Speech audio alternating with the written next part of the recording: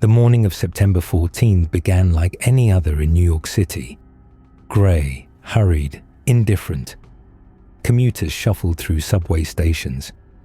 Vought International's tower gleamed in the pale light, its logo catching the first rays of sun. News anchors discussed Homelander's latest rescue, a chemical plant fire in Ohio, their voices carrying the rehearsed awe that had become America's native tongue when speaking of soups. No one was watching the sky.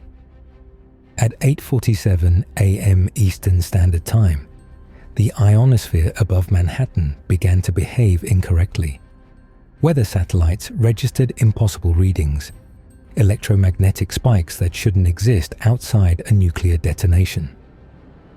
NORAD scrambled to assess.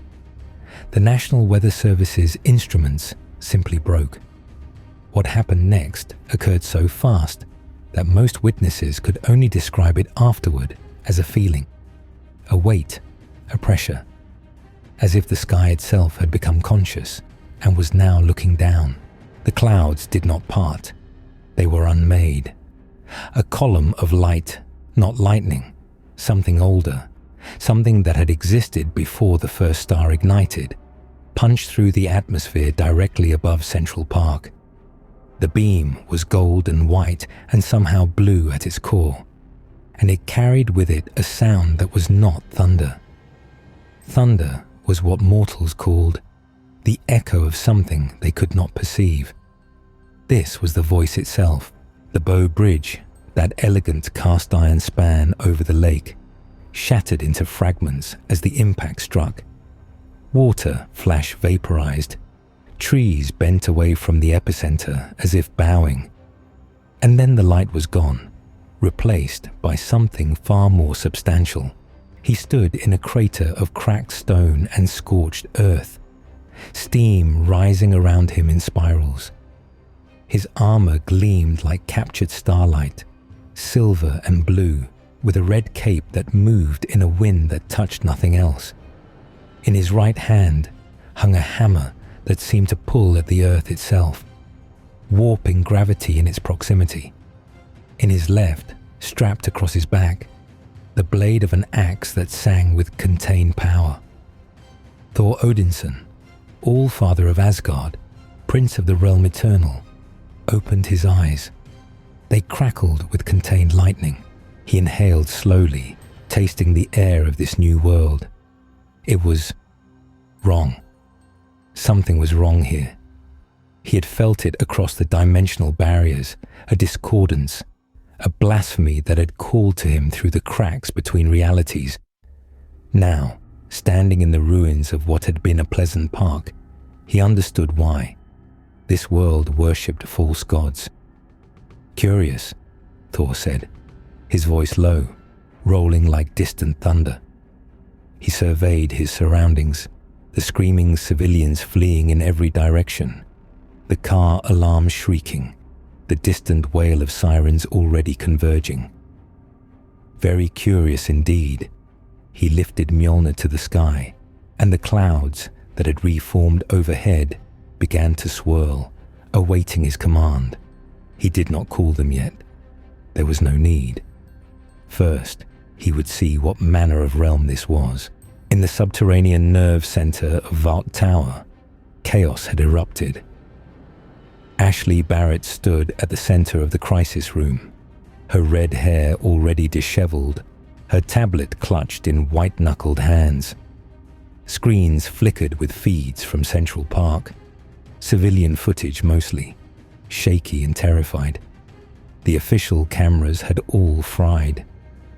"Someone tell me what the fuck that was," she said, her voice pitched somewhere between a scream and a plea.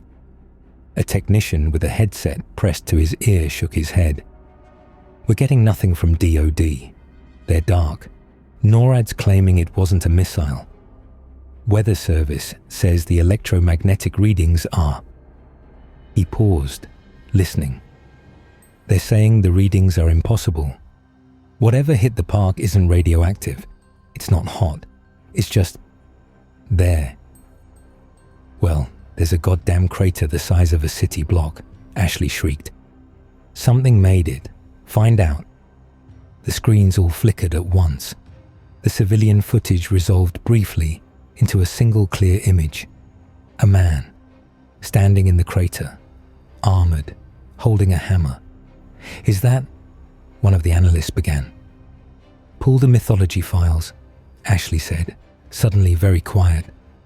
Pull everything we have on Norse mythology, now. On the other side of New York, in an apartment that smelled of beer and defeat, Billy Butcher sat forward on a sagging couch, his beer forgotten in his hand. The television showed the same footage playing on every channel. Fucking hell, he breathed. Mother's Milk stood in the doorway, his own phone pressed to his ear. Frenchie says the readings are off the charts. Kimiko won't stop pacing. She feels something. She feels something, Butcher repeated flatly. He watched the figure on the screen. Watched the way the light bent around him. The way the cape moved in that impossible wind. Of fucking course she does. Huey appeared from the kitchen, his face pale. The news is saying it might be a soup. Like maybe Vought made something new and it got loose. That ain't no Vought product, Butcher said, his voice low and certain. He stood, moving closer to the screen. The figure had lifted his hammer, and even through the grainy footage, Butcher could feel something. Not fear exactly, something older than fear. Recognition maybe. The same instinct that made prey animals freeze when a predator's shadow crossed the sun. That, Butcher continued, is something else entirely. In Vought Tower's penthouse, Homelander stood at the floor-to-ceiling windows, watching the distant column of light fade over Central Park. His reflection stared back at him. Golden, perfect, America's hero. But for once, he wasn't looking at himself. He was frowning. "What is that?" he asked, not turning around. Behind him, the Deep shifted nervously. A-Train stood frozen, one hand raised to his Bluetooth earpiece. Queen Maeve leaned against the bar, her expression unreadable. Early reports say some kind of impact event, the Deep offered. Not a meteor, not nuclear. They don't know what. I'm not asking what they know, Homelander said, his voice dropping to that quiet register that made everyone in the room very, very still. I'm asking what it is. He turned finally, and his eyes, those perfect blue eyes that had graced 1,000 magazine covers, held something unusual. Uncertainty, just a flicker, just enough to make him dangerous. Because whatever it is, Homelander continued, it showed up in my city, in my country, without asking permission. He smiled, and there was nothing warm in it. And I think I need to go say hello. Maeve pushed off from the bar. Maybe we should wait, get more information. If Vought doesn't know what, I don't care what Vought knows. Homelander was already moving toward the balcony. I'm Homelander. I don't wait for information. I make it. He launched into the sky, a red, white, and blue streak against the grey morning, and Maeve watched him go with something that might have been dread settling in her stomach. This is going to go badly, she said quietly. A-Train nodded slowly. Yeah, but for who? Thor had not moved from the crater. He stood with Mjolnir at his side, his head tilted slightly, listening.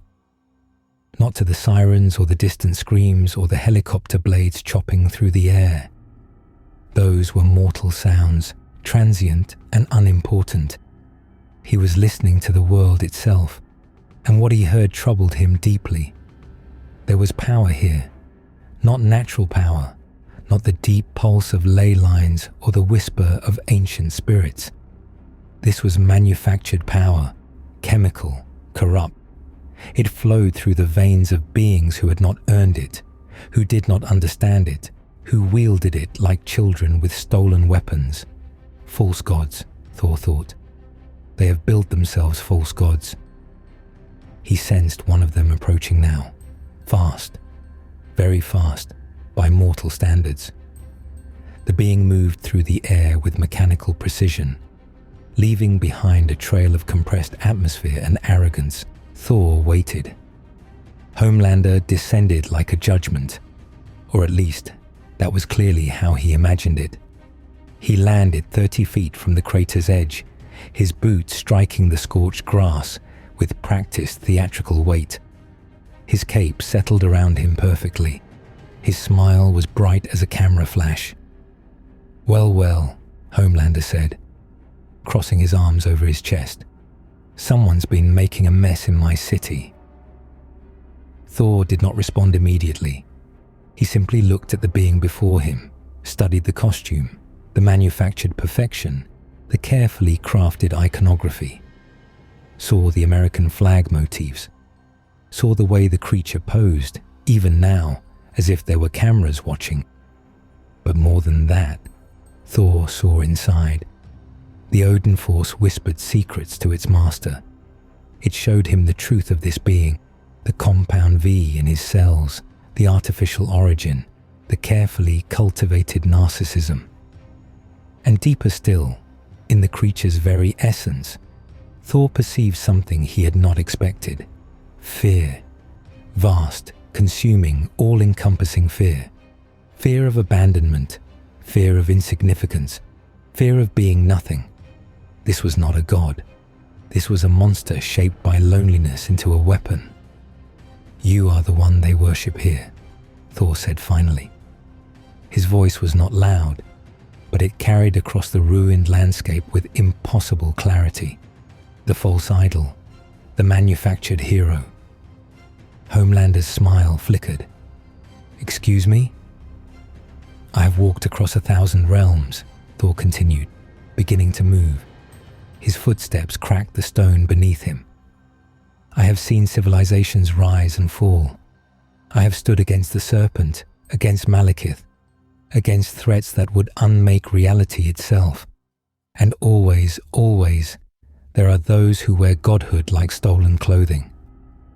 He stopped 10 feet from Homelander, and for the first time, the American hero had to look up slightly to meet his eyes. Thor was much taller. "You are not a god," Thor said, and the sky darkened as he spoke. "You are a mistake." Homelander's smile died completely. "Okay," he said, and his voice had changed, colder now, dangerous. "I don't know who you think you are, pal. I don't know what lab Vought cooked you up in or what your angle is, but you just made a very big mistake." He moved, and Thor caught him. One hand, not even a full motion. Homelander had launched himself forward with enough force to crater a tank, and Thor simply reached out and stopped him. His palm pressed against Homelander's chest, holding him perfectly still. For a moment, Homelander didn't understand what had happened. He pushed, strained, poured every ounce of his considerable strength into moving forward even an inch. Thor did not budge. "You are fast," Thor acknowledged. "Faster than most mortals by far. And strong, yes. Very strong by the standards of this realm." He leaned closer, and Homelander, for the first time in his adult life, felt the cold touch of genuine physical inferiority. "But I have matched the Hulk in strength," Thor continued. "I have traded blows with Thanos. I have lifted the Midgard serpent. What you are feeling now, creature, is not battle. It is perspective." He released his grip, and Homelander stumbled backward, catching himself in the air. His eyes were wide. His heart was hammering. This wasn't possible. Nothing was stronger than him. Nothing. "What?" Homelander's voice cracked slightly. He hated the sound. "What are you?" Thor raised Mjolnir, and the clouds above began to churn.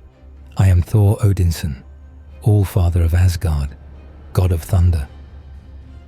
Lightning arced across the sky, branching and rebranching, illuminating the city in stark white flashes. And I am here because your existence is an affront to everything I have sworn to protect. Homelander fled. He told himself he wasn't retreating. He told himself he was regrouping. He needed more information. This was smart. This was tactical. Heroes reconnoitered. That's what they did. But deep in the part of himself he never acknowledged, John knew the truth. He had felt that grip on his chest, felt the casual immensity of the power behind it. The thing in the park hadn't even been trying. It had stopped him the way a man might catch a thrown ball. Reflexively, thoughtlessly, as if Homelander's full strength was barely worth noticing. He landed on the penthouse balcony with none of his usual grace. Maeve was there. Of course she was there, watching him with those knowing eyes. "That bad?" she asked. "Shut up. I told you to wait. I said shut up." The words came out louder than he intended, almost a scream. He was breathing too fast. His hands were shaking. He hated that she could see. Maeve watched him for a long moment. Then slowly, she nodded. "Okay, so what is it? What did you find?" Homelander ran his hand through his hair. Perfect hair, perfect face, perfect hero. He didn't feel perfect right now. He felt like he was 8 years old, locked in a dark room, screaming for someone to let him out. "He caught me," Homelander said finally. "I hit him with everything and he just caught me, like I was nothing." Maeve's expression didn't change, but something shifted behind her eyes. Fear, maybe, or something worse. Hope. Did he say what he wanted? He said... Homelander laughed, a harsh and broken sound. He said I was a mistake, that I was an affront to him. Who the fuck talks like that? Who the fuck is that? "The news is calling him Thor," Maeve said quietly. "Like the Norse god. People are going crazy online. Some are saying it's a hoax. Some are saying it's the real thing." "The real thing?" Homelander whirled on her. "There's no real thing. There's no magic. There's just compound V and genetics and what if you're wrong?" The question hung in the air between them. Maeve didn't flinch from his stare. She never had. What if there actually are gods, John? Real ones. The kind that don't need a lab. The kind that have existed since before humans learned to write. What do you do then? Homelander opened his mouth, closed it, opened it again. He didn't have an answer. Across the city, Butcher was having a very different conversation. "You're telling me," he said, pacing the cramped apartment, "that thing, that bloke standing in Central Park, is somehow actually Thor, the actual Norse god?" Frenchie shrugged from his position at the computer. "I am not saying anything. The internet is saying. The electromagnetic readings are saying. The fact that he summoned lightning without any visible technology is saying." "There's got to be tech," Huey insisted. "Hidden somewhere, right? Soups don't just exist. They're made. That's the whole point." "Maybe not all of them," Mother's Milk said grimly. He was scrolling through his phone, watching videos from the park. "Butcher, you see this?" He held up the screen. It showed Homelander confronting the armored figure, showed Homelander attacking, and then, grainy and distant, but unmistakable, it showed Thor catching Homelander's charge with one hand. Butcher went very still. "Well," he said softly. Well. "What are you thinking?" Huey asked nervously. Butcher smiled, and it wasn't a nice smile. It was the smile of a man who had spent years waiting for a miracle and was now watching one unfold in real time. "I'm thinking," he said, "that we just might have found the one thing in the world that cunt is genuinely afraid of. Starlight, Annie January, when the cameras weren't rolling. Watch the news coverage from her dressing room. The footage played on a loop, The column of light, the crater, the armored figure, and then the confrontation. Homelander's attack. Thor stopping it like it was nothing. She felt something warm bloom in her chest, something she hadn't felt in a very long time. Hope. Holy shit, she breathed. There was a knock at her door. Huey's voice. Annie, you there? We need to talk. She opened the door, and his face told her he'd been watching the same feeds. He looked terrified and excited in equal measure. Did you see? They both started, then stopped, then laughed. Yeah, Annie said. I saw. Huey came in, closing the door behind him. Butcher thinks this could be it. Like the thing. Something that can actually take Homelander down. If it's real. Annie hugged herself. If it's actually what they're saying. An actual god. What else could it be? You saw what happened. No soup does that. No soup looks like that. Annie thought about the footage.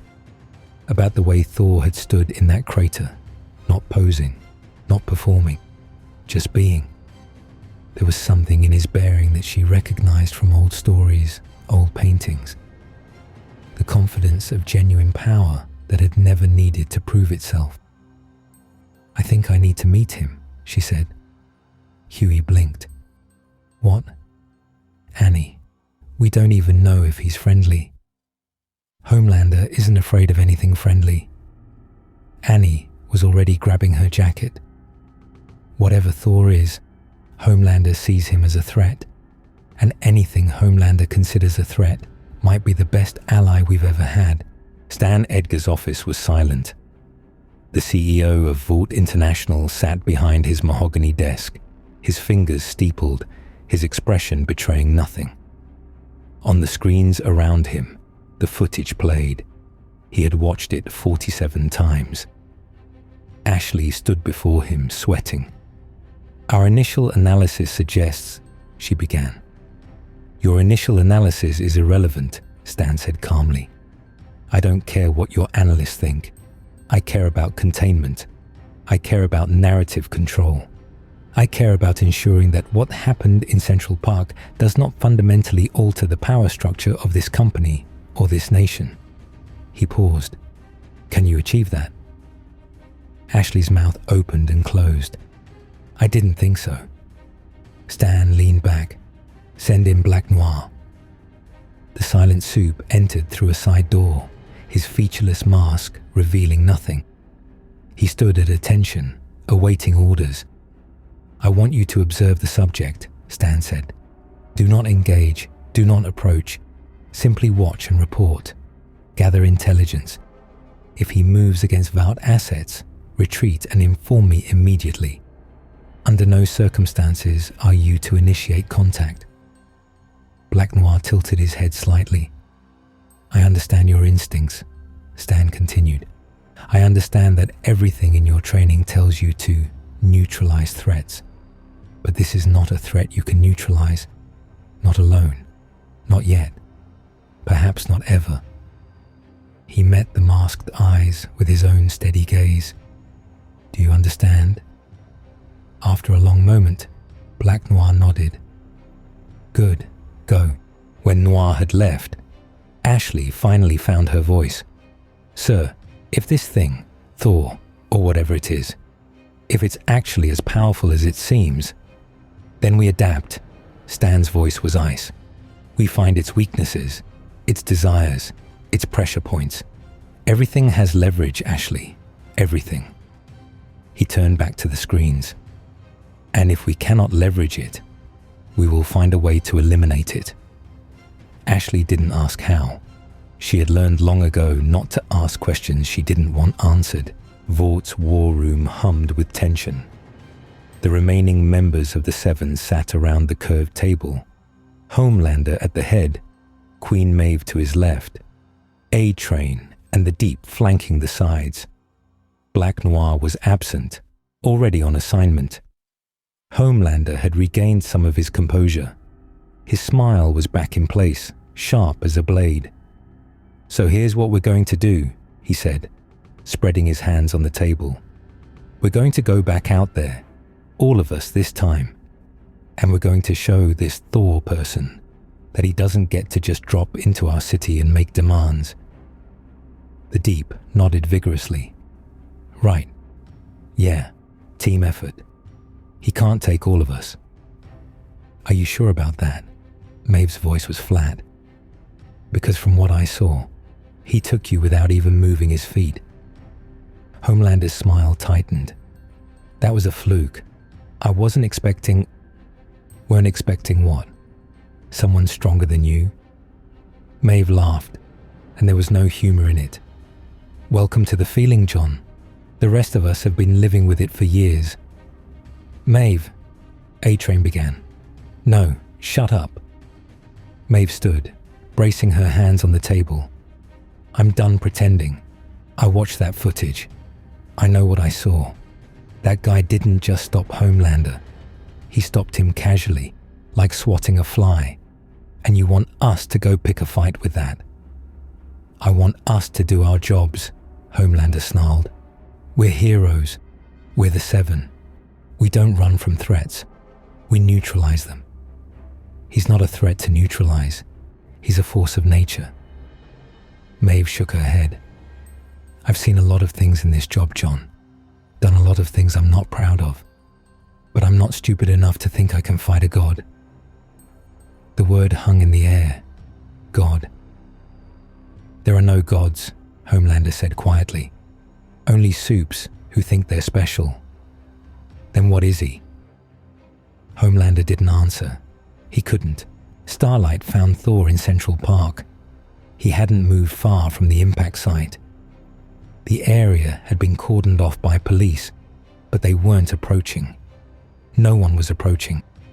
They simply stood at the perimeter, watching, waiting, utterly uncertain what to do about the armored figure who stood among the ruins of the Bow Bridge, like he was contemplating something vast and distant.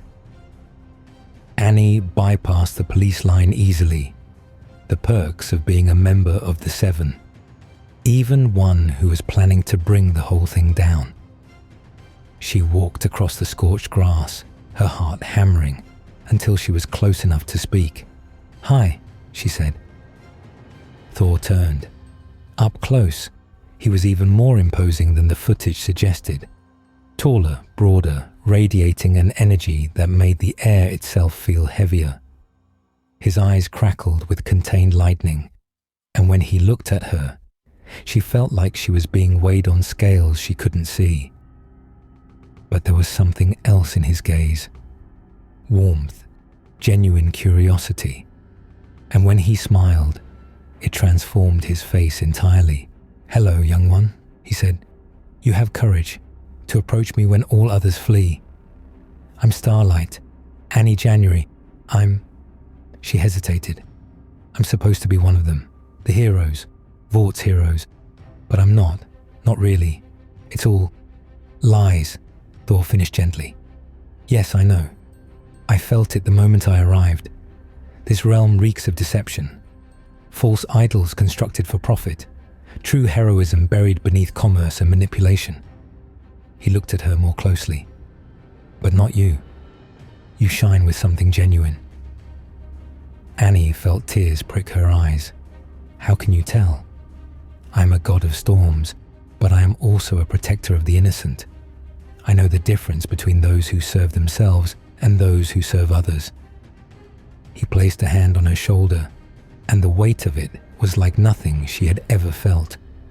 Not threatening, but grounding. Real in a way nothing in her life had been for years. Tell me, Starlight. Tell me what this world truly is. And Annie did. She told him about Compound V, about Vought's experiments, about the manufactured mythology of superheroes and the sordid reality behind it. She told him about Homelander, about the murders, the manipulation, the casual cruelty hidden behind a perfect smile. She told him about her own recruitment, her own compromises, her own slow awakening to the horror of what she had become part of. Thor listened without interruption. His expression shifted from curiosity to sorrow, to something harder, something ancient and implacable. When she finished, he was silent for a long moment. "I thank you," he said finally. "You have shown great bravery in speaking truth to a stranger. Know that you have earned the gratitude of Asgard this day. What are you going to do?" Thor lifted Mjolnir, and the sky seemed to respond, clouds thickening, wind rising. "I am going to do what I was born to do," he said. "I am going to find those who have defiled the very concept of heroism, and I am going to remind them what real power looks like." Thor's judgment came for the seven one by one. The deep was first. He was at an aquarium, some publicity event, surrounded by cameras, smiling that vacant smile as he posed with dolphins. He never saw Thor enter. One moment the room was full of light and sound. The next, every light had exploded, every camera had shorted out, and there was only darkness and the smell of ozone. "You call yourself a hero of the seas." Thor's voice came from everywhere and nowhere. "You claim dominion over the creatures of the deep." The deep spun, trying to find the source. The dolphins in the tank behind him were going crazy, swimming in frantic circles. They were terrified. "I have walked the depths of 1,000 oceans," the voice continued. "I have spoken with Jormungandr, the world serpent, creature vast enough to encircle realms. And you are nothing but a man who violates the trust of those weaker than himself." Lightning struck. Not to kill. Thor would not waste that mercy on such a creature. But when the light faded, the deep was on his knees, his costume smoking, his gills seared shut, gasping like a fish pulled from water. "You will speak the truth of your crimes," Thor said, stepping from the shadows. "To everyone, or I will return, and what I do to you next will make this seem like kindness." A-Train was at a nightclub when the storm came. He had been dancing, high on something expensive, surrounded by people who only saw his fame and his speed. The music was deafening. The lights were blinding. Then every speaker exploded simultaneously, and the only light was the blue-white arc of lightning crawling across the walls. A-Train ran. He was the fastest man alive. Everyone said so. He could outrun bullets, cars, even sound itself. He hit his top speed in under a second, blasting through the club's wall, racing into the night, and ran directly into an immovable object. Thor stood in the street, Mjolnir raised. A-Train hit him at 600 miles per hour and stopped. The speedster crumpled like tinfoil, his legs shattering, his momentum transferred into Thor's utterly immobile form. "The mortals you have killed with your recklessness," Thor said, looking down at the broken figure. "The innocents crushed beneath your arrogance. They cry out for justice." "Please," A-Train gasped. "It was an accident. I didn't mean—" "The father of that woman you murdered. Her loved ones left without answers. That was no accident. That was consequence meeting cowardice." Thor crouched, meeting the speedster's terrified eyes. "You will confess. You will face mortal justice. And perhaps, in time, you will find redemption." He left A-Train in the street, both legs destroyed, unable to run ever again. The fastest man alive had finally been caught. The Vought Tower crisis room had become a war zone of desperation. Stan Edgar stood at the center of the chaos, watching screens that showed his empire crumbling in real time. The Deep's confession, tearful, broken, broadcasting to millions from a hospital bed. A-Train's arrest, carried from the scene on a stretcher, babbling about lightning and judgment. Social media exploding with videos of Thor's interventions. And worst of all, the polls. For the first time in Vaught's history, Public approval of superheroes was dropping, not by points, by cliffs. People were asking questions, demanding answers. The carefully constructed mythology of 50 years was unraveling in a single night. Options, Stan said calmly. Give me options. We could lean into it, Ashley suggested desperately. Call Thor a terrorist, a threat to national security, rally the public against a god who just exposed two of our heroes as criminals. Stan shook his head. No, that narrative won't hold. The moment we attack him, we validate everything he said. Then what? Stan was silent for a long moment. Then, get me Homelander. Homelander stood on the penthouse balcony, watching the storm clouds gather over New York. He could hear the thunder now, constant, rolling, like the world itself was growling at him. He could feel something too, a pressure in the air, a weight that seemed to press against his very existence. He wasn't afraid. He refused to be afraid. You think you can come to my world and judge me, Homelander said to the clouds. You think you can take everything I've built? Lightning answered, arcing across the sky. I am Homelander, he continued, his voice rising. I am the most powerful being on this planet. I am a god. The thunder grew louder, and somewhere in the storm, Thor heard and began to move. Are you seeing this? Huey's voice was barely a whisper. Butcher stood at the window of their safe house, watching the sky over Manhattan. It had turned the color of bruises, purple and black, and shot through with veins of electric white. The clouds moved in ways clouds shouldn't move, spiraling, focusing, like the eye of something vast was opening above the city. Yeah, Butcher said. Yeah, I'm seeing it. Mother's Milk was on his phone, scrolling through reports. Deep's in the hospital. A train's in custody. Black Noir hasn't been seen in hours. Whatever's happening, Thor's dismantling the Seven piece by piece. Good. Frenchie was grinning, actually grinning. Finally someone is doing what needs to be done. Kimiko stood apart from the others, her head tilted, listening to something none of them could hear. She made a sign with her hands. Frenchie translated. She says she can feel it. The storm. It's not just weather. It's judgment. Butcher nodded slowly. He thought about Becca, about everything Homelander had taken from him, about all the plans, all the schemes, all the desperate attempts to find something, anything, that could end the nightmare. And now, without any effort on his part, that something had arrived. Well, he said softly, let's go watch, shall we? Thor descended upon Vought Tower like divine wrath given form. The building's defenses activated. Automated turrets, force fields, every protection Vaught's billions could buy. Lightning tore through them like tissue paper. Missiles detonated before they left their tubes. Energy barriers flickered and died under the hammer's swing.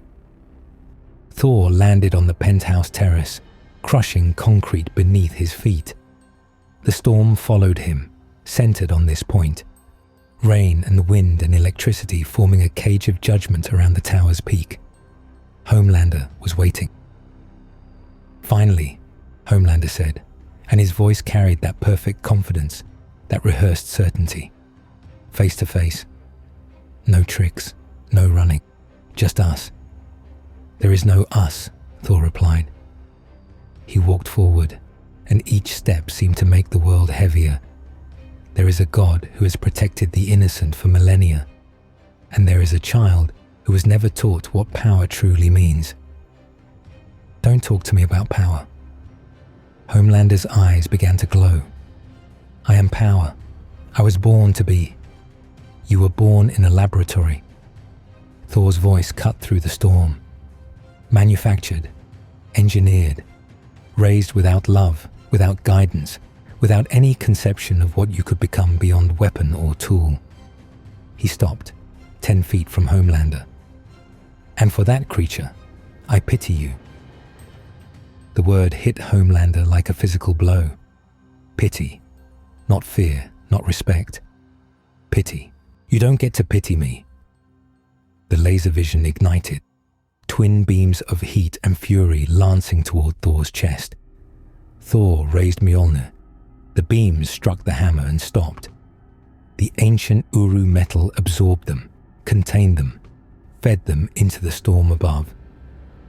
For a long moment, Homelander poured everything he had into those beams. Enough heat to melt through mountains, enough intensity to scar continents. Thor didn't move. "Is that all?" the God of Thunder asked. Homelander's eyes flickered, the beams dying. His face was twisted now, confusion and rage, and something beneath both, something desperate and afraid. "That's not possible," he whispered. "Nothing can." "I have stood against the fire of stars," Thor said. "I have weathered the weapons of celestials. Your eyes are impressive by the standards of this realm, but you have not even begun to understand what you face." Homelander rushed him. What followed was not a fight. It was a lesson. Homelander struck with everything he had, strength that could crush tanks, speed that could blur, savagery born of a lifetime of unquestioned dominance. His fists cracked against Thor's armor. His eyes blazed. His screams of rage echoed across the storm-racked sky. Thor blocked, deflected, redirected. He did not attack. Not yet. He let Homelander exhaust himself, let the false god pour out his fury against immovable certainty. "Why won't you die?" Homelander shrieked, his knuckles bleeding now, his perfect costume torn. "Because death is not yours to give." Thor caught Homelander's fist, the right one, cocked back for another desperate blow, and held it. "Because you have never faced anything truly beyond you. Because in all your years of carefully managed supremacy, you have never learned the most important lesson of power." He squeezed. Bones cracked. Homelander screamed that it can always be taken away. Thor threw him. Not far, just across the terrace, into the penthouse's reinforced windows. The glass shattered.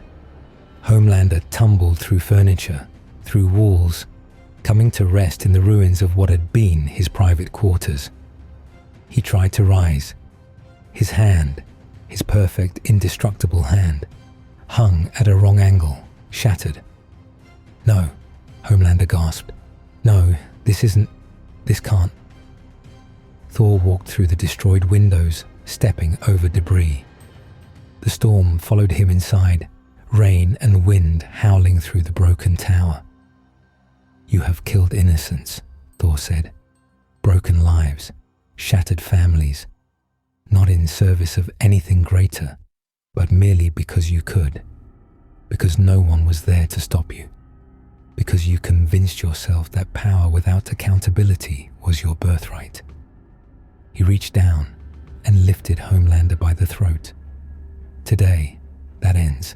Homelander dangled in Thor's grip, his feet kicking uselessly, his remaining good hand clawing at fingers that would not budge. The lightning outside painted his face in flickering white. "Please," he gasped. The word tasted like poison. He had never said it before, never needed to. "Please, I can change. I can be better. Just give me a chance." "You have had chances," Thor said. His voice was not cruel. That was somehow worse. "Every life you took was a chance to choose differently. Every innocent you destroyed was an opportunity for mercy you did not take." He carried Homelander to the shattered windows, holding him out over the city. Far below, crowds had gathered, staring up at the impossible scene. The storm, the tower, the god holding their manufactured savior like a broken doll. "Do you see them?" Thor asked. "The people you claim to protect, the world you were supposed to inspire. Homelander's eyes, still glowing faintly, desperately, swept across the upturned faces. He saw phones raised, recording, saw Vought security fleeing, saw, in the distance, the flashing lights of emergency vehicles. And he saw something else. He saw that no one was crying. No one was begging for his salvation.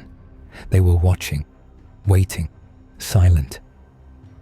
"They don't love me," Homelander whispered. The realization cracked something inside him. They never. They were just scared. "Fear is not worship," Thor agreed. "Terror is not reverence. You have never been their god, creature. You have only been their nightmare." Homelander's face twisted, not into rage this time, but into something raw and wounded. The child beneath the monster, finally visible. "Then what am I?" he asked, and his voice was small. "If I'm not special, if I'm not a god, what am I?" Thor considered him for a long moment.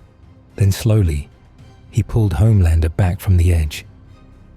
"You are a tragedy," Thor said. "A child raised without love, shaped into a weapon, denied every chance to become something more. In another life, with different hands to guide you, you might have been a true hero. You might have found the purpose you so desperately craved." He set Homelander down, not gently, but not cruelly either. "But that is not this life, and the path you have walked cannot be unwalked." Homelander looked up at him. His face was wet, tears or rain, impossible to tell. His hand was broken. His costume was ruined. Everything he had built, everything he had believed about himself, lay in ruins around him. "What happens now?" he asked. "Now," Thor said, "you face the consequences of what you have done."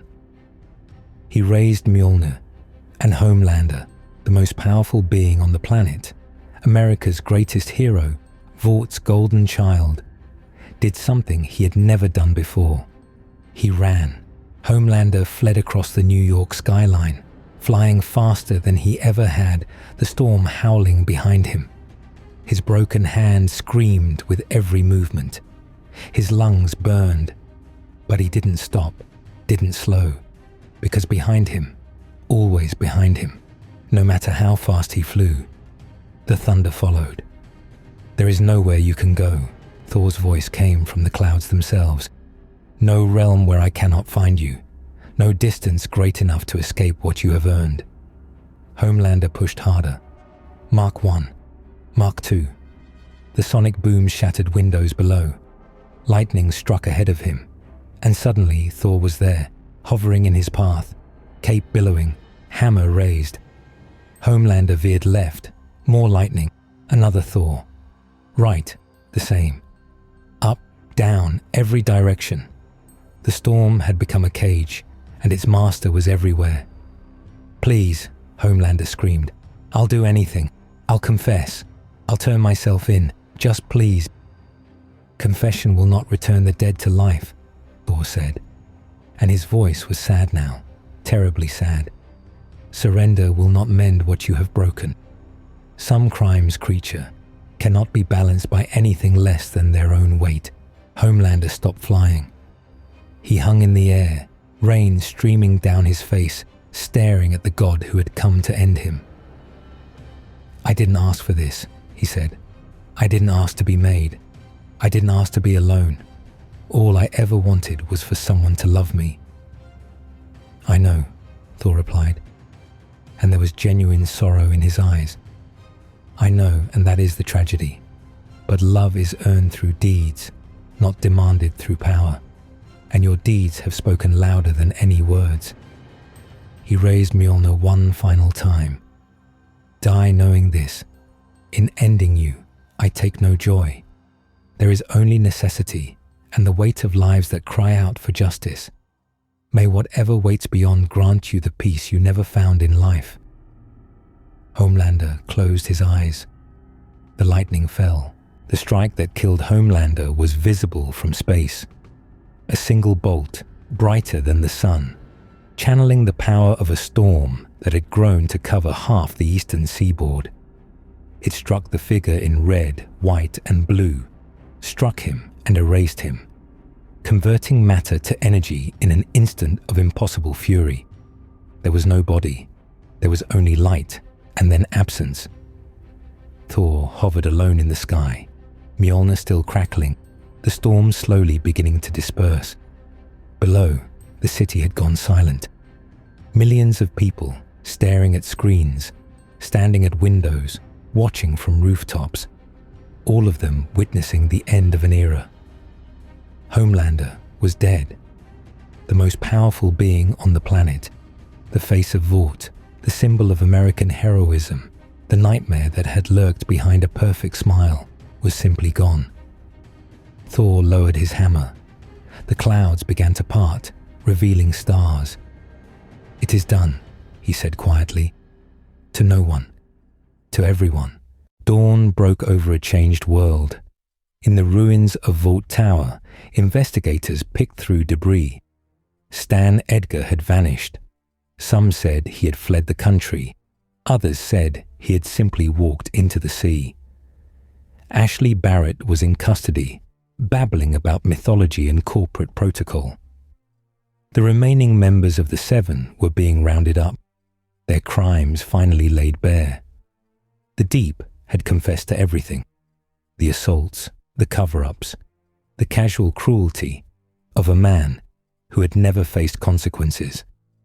His confession had triggered a cascade, dominoes falling one after another. A-Train's murder of Robin, Black Noir's history of assassinations on Vaught's behalf, decades of corporate malfeasance, human experimentation, political manipulation.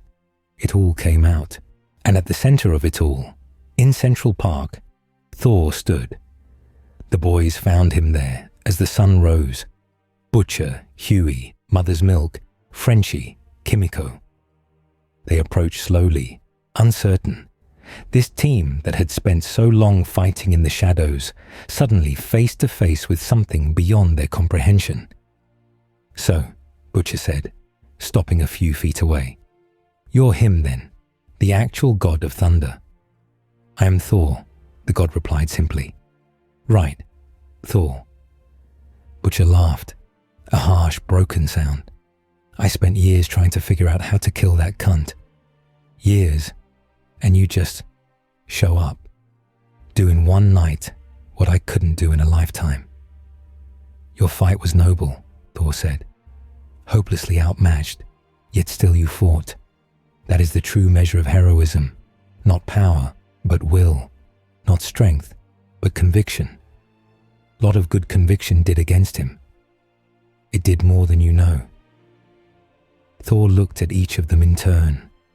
The broken soldier, the grieving civilian, the man who had lost everything and kept fighting anyway. You are the true heroes of this realm, not because you have power, but because you lack it and still stand. Huey stepped forward. "What happens now, with Vought, with everything? That is for mortals to decide." Thor's gaze swept across the city, the rising sun painting the skyline in gold. "I have done what I came to do. The false god has fallen. The truth has been revealed. What you build upon that foundation is yours to choose." "You're leaving?" Mother's Milk asked. "There are other realms that need me, other threats that require attention." Thor smiled, and it was warm, genuine, the expression of a being who had seen the worst of existence and still found reasons for hope. "But I leave knowing that this world has defenders worthy of it. Flawed, yes. Human, yes. But that is what makes your heroism meaningful." He turned to Starlight, who stood apart from the others. She was crying, tears streaming down her face, but she was smiling too. "You, Annie January, have my blessing," Thor said. "Whatever comes next, know that you have the strength to face it. Not because of Compound V, because of who you are." Annie nodded, unable to speak. Thor raised Mjolnir to the sky. The clouds that remained began to swirl, forming a pattern, a bridge. "Wait," Butcher called out. "Just one question, if you don't mind." Thor paused. Was it worth it? Coming all this way just to kill one jumped-up lab experiment? Thor considered the question.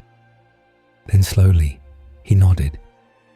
Every tyrant tells himself that his power makes him special, that his strength elevates him beyond consequence.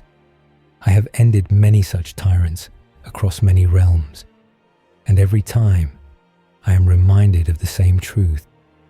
Power without wisdom is merely destruction, and godhood without humility is merely cruelty. He met Butcher's eyes. Homelander believed he was a god. He was wrong, and now, perhaps, those who come after will understand why. The bridge of light descended. Farewell, heroes of Midgard. May you always fight for those who cannot fight for themselves. And with a crack of thunder, Thor Odinson was gone. In the days that followed, the world rebuilt itself. The Compound V scandal exploded across every platform, every nation. Congressional hearings were scheduled. Criminal investigations launched. The entire architecture of corporate heroism, 50 years of carefully managed mythology, collapsed under the weight of revealed truth. Starlight led the charge. She testified. She named names. She became, in a very real way, what Homelander had only pretended to be, a symbol of hope in a world desperate for heroes worth believing in. Butcher watched the news from a bar in Queens, the same bar he'd been drinking in when his life fell apart. He raised a glass to the screen, where Annie January was speaking about accountability and transparency. "Here's to you, Thunder God," he muttered. "You magnificent bastard."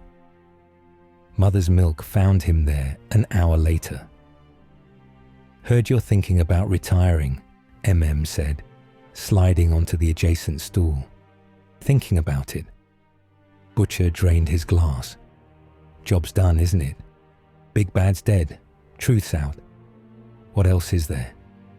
"Plenty." MM ordered 2 beers. World's still full of powerful people who think they're above consequences. Doesn't matter if they've got Compound V or just regular old money and the influence, someone's got to keep watching. Butcher smiled, a tired smile, but real. Suppose you're right. Huey and Annie stood on the roof of their apartment building, watching the sunset paint the New York skyline. The storm had passed. The clouds were gone. Just clean light on a wounded city that was slowly beginning to heal. "You know what I keep thinking about?" Huey said. "That look on Homelander's face, right at the end, before Thor. Yeah, he looked small, all that power, all that ego, and in the end, he was just scared, like a kid. Annie took his hand. Doesn't make what he did okay. No, but it makes me wonder, if someone had loved him, when he was young, really loved him, would things have been different? Could he have been something else? Maybe. Annie leaned against him. Or maybe some people are just broken in ways that can't be fixed. We'll never know." They stood in silence for a while, watching the light fade. "What do we do now?" Huey asked. Annie smiled, the first genuine smile she'd worn in longer than she could remember. "We do better. We learn from all of this. We build something real, something that isn't based on lies and fear." She looked at him. "Think you're up for that?" Huey laughed. "After everything? Yeah, I think I can manage." Far from Earth in the golden halls of Asgard, Thor Odinson sat upon his throne. The realm of the gods stretched before him, eternal, magnificent, home to wonders beyond mortal comprehension. But his thoughts lingered on the world he had left behind, on the false god he had destroyed, on the mortals who had fought so hard against impossible odds. A servant approached. "My lord, is something troubling you?" Thor was silent for a long moment. Then, slowly, he smiled. "I was thinking about heroism," he said, "about what it truly means." "And what did you conclude, All-Father?" Thor looked at Mjolnir, resting beside his throne, at Stormbreaker, mounted on the wall, at the artifacts of power that surrounded him, tools that could crack planets, reshape reality, command the fundamental forces of existence. "That it has nothing to do with these," he said quietly. "That the greatest heroes I have ever known wore no armor, carried no weapons, possessed no powers beyond their own stubborn refusal to surrender." He rose from the throne and walked to the edge of the great balcony, looking out across the infinite stars. "Midgard will have need of such heroes again. The universe is vast, and darkness is patient." He gripped the balcony's edge. "But when that day comes, I have faith they will be ready." Thunder rolled across the heavens, not in anger, but in promise. The god of thunder would be watching,